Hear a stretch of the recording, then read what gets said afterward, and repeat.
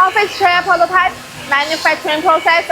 An office chair may look simple, but its production involves precise machining, finishing, and assembly. CNC machining shapes the base and metal supports with plus or minus 0.01 mm accuracy.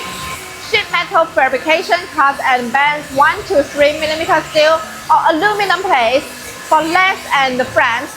3D printing quickly produces armrests or small plastic parts within 24 to 48 hours.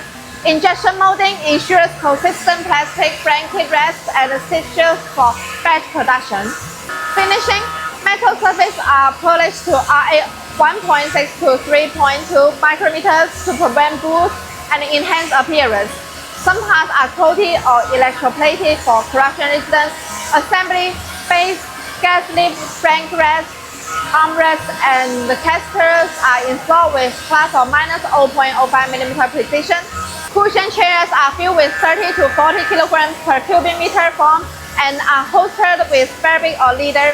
Chairs undergo 100 and 120 kilogram load tests, and the casters complete 10,000 cycles before approval.